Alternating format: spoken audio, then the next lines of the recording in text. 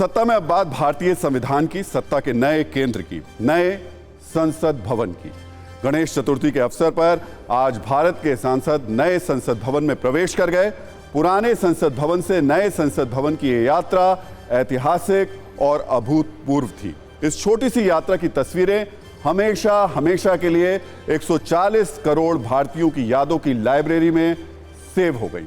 भारत के इतिहास में आज का दिन अमर माना जाएगा, क्योंकि भारत ने आज दो इतिहास एक साथ बनते हुए देखे। एक तरफ नए संसद भवन का श्री गणेश हुआ, तो दूसरी तरफ बहुप्रतीक्षित महिला आरक्षण बिल, जिसे नारी शक्ति वंदन अधिनियम का नाम दिया गया, उसे कानून मंत्री अर्जुन राम मेघवाल ने लोकसभा में पेश किया। नए संसद भवन में प्रवेश पर हमने सत्ता की एक ऐतिहासिक कुंजी तैयार की है। इसमें नए संसद भवन पर बहुत सी जानकारियां होंगी, लेकिन पहले बात करेंगे उस महिला आरक्षण बिल की जो दशकों से अपनी बारी का इंतजार कर रहा था, और अब उम्मीद है कि महिला आरक्षण बिल पास हो जाएगा। इस आरक्षण पर कानून बन जाएगा। आज जैसे ही नए संसद भवन में लोकसभा की कार्यवाही शुरू हुई, प्रधानमंत्री नरेंद्र मोदी ने सबसे पहले सदन को संबोधित किया। इसमें उन्होंने महिला आरक्षण बिल का जिक्र किया। पीएम ने कहा कि महिला आरक्षण पर पहले भी बहुत कोशिश हुई है, लेकिन ईश्वर ने इस पवित्र काम के लिए उन्हें चुना है। एक बार पहले पीएम मोदी ने क्या कहा वो सुन लेते हैं, फिर महिला आरक्षण बिल के डिटेल्स पर चर्चा करेंगे। माताओं, बहनों, बेटियों को आश्वस्त करता हूं कि हम इस बिल को कानून बनाने के लिए संकल्पबद्ध है। इस विधेयक का लक्ष्य लोकसभा और विधानसभाओं में महिलाओं की भागीदारी का विस्तार करने का है। नारी शक्ति वंदन अधिनियम, शायद ईश्वर ने ऐसे कई पवित्र काम के लिए मुझे चुना है।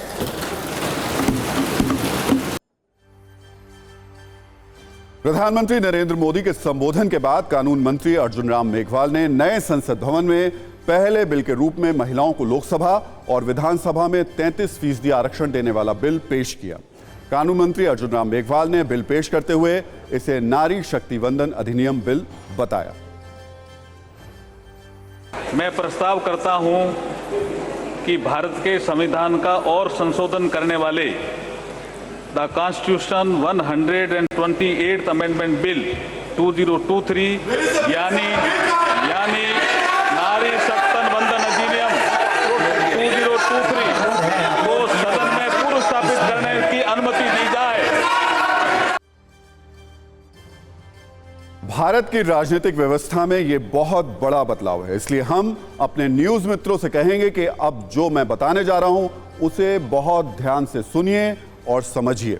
आप आसानी से सारी बात समझ पाएं, इसलिए हमने इसे सवाल जवाब के फॉर्मेट में बनाया। सबसे पहले समझिए कि इस बिल का नाम क्या है। इस बिल को नारी शक्ति वंदन अधिनियम का नाम दिया गया। दूसरा सवाल, नारी शक्ति वंदन अधिनियम से होगा क्या। इस बिल में लोकसभा और विधानसभा में 33% सीटें महिलाओं के लिए आरक्षित करने का प्रावधान है। इसका मतलब यह हुआ कि लागू होने के बाद लोकसभा और विधानसभा में हर तीसरी सदस्य महिला होगी।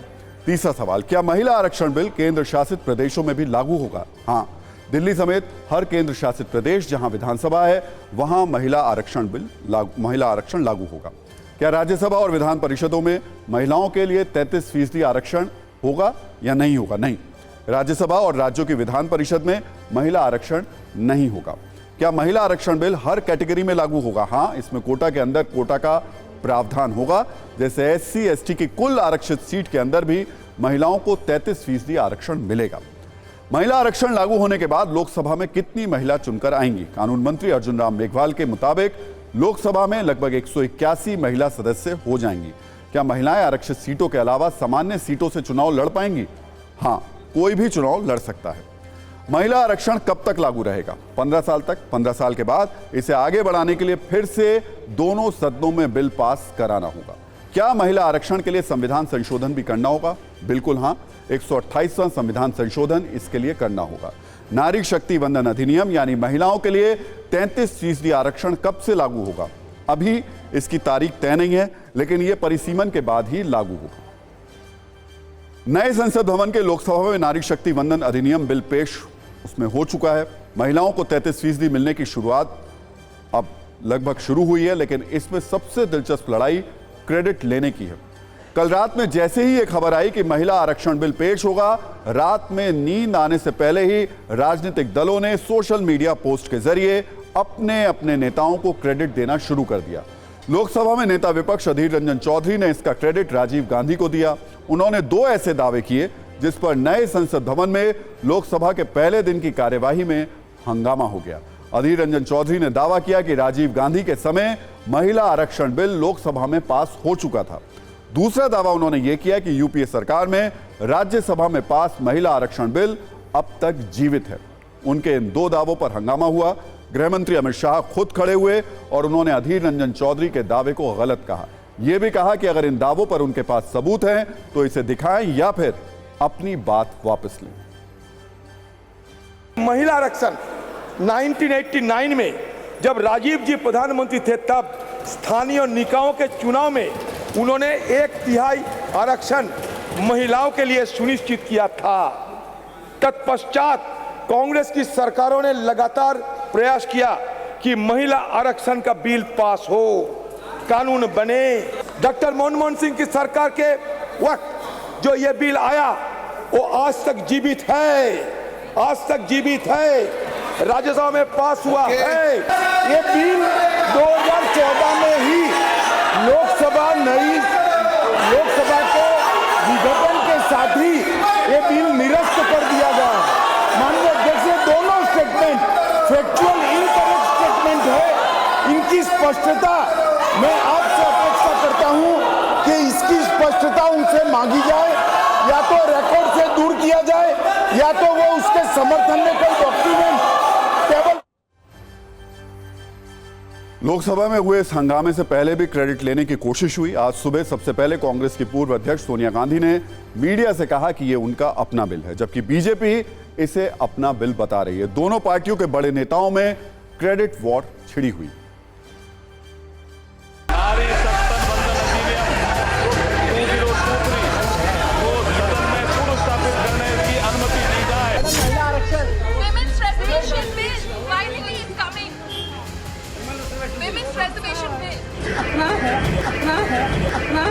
हम इस बिल को कानून बनाने के लिए संकल्पबद्ध है। मुझे लगता है कि चुनावी दावपेच है तो चिट्ठी क्यों लिख रहे थे? तो क्या विपक्ष भी चुनावी नौटंकी कर रहा था? और विपक्ष के लिए ये चुनावी नौटंकी ही है, क्योंकि विपक्ष ने और विशेषतः कांग्रेस ने सत्ता में रहने के बावजूद कभी भी महिला को आरक्षण नहीं दिया। सरकार को 9 साल पूरे हो गए हैं और मैं समझती हूँ कि होमोपेशन बिल लाना था तो ये सरकार पहले भी ला सकती थी, और ये आखिरी साल में लेके आ रही है जब इलेक्शंस आने वाले हैं। और क्योंकि इसकी बहुत बड़ी एक्सरसाइज होती है। समाजवादी पार्टी ने हमेशा समर्थन किया है, लेकिन हम सभी चाहते हैं कि ओबीसी महिलाओं का भी इसमें आरक्षण निर्धारित हो। महिला आरक्षण पर आज एक शुरुआत तो हो गई, पर इसके जमीन पर उतरने में अभी काफी वक्त है। लेकिन नए संसद भवन में प्रवेश की तारीख आज ही तय थी। गणेश चतुर्थी के शुभ अवसर पर आज देश को नया संसद भवन मिल गया। आज सुबह सबसे पहले संसद के केंद्रीय कक्ष में एक कार्यक्रम हुआ। इसमें प्रधानमंत्री मोदी से लेकर सबसे पुराने सांसदों और नेता विपक्ष ने अपनी बात रखी। इसके बाद एक ग्रुप फोटो भी हुआ। ये तस्वीर काफी यादगार थी। प्रधानमंत्री नरेंद्र मोदी पहली पंक्ति में बैठे थे तो राहुल गांधी आखिरी पंक्ति से ठीक पहले खड़े हुए थे। जगह कम थी, लेकिन सारे सांसद फ्रेम में दिखाई दे रहे थे। आज की ये तस्वीर हमेशा हमेशा के लिए देश की स्मृतियों वाली लाइब्रेरी में रहेगी। I entered Parliament at the age of 32.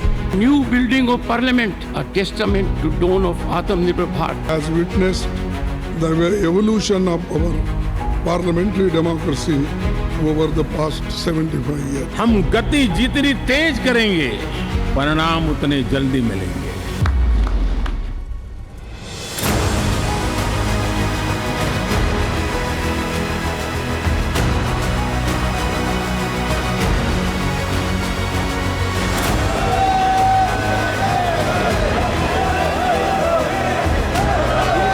आज आज हमारे देश के लोकतांत्रिक इतिहास का एक अत्यंत महत्वपूर्ण दिन है, जब हम संसद के नए भवन में लोकसभा की पहली बैठक आरंभ कर रहे हैं।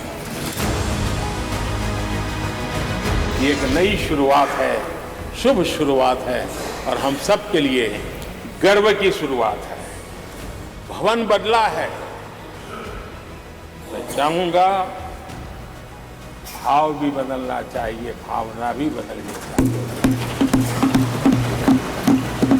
ये सबका है, ये कोई पार्टी के नहीं, कोई व्यक्ति के नहीं, सबका है।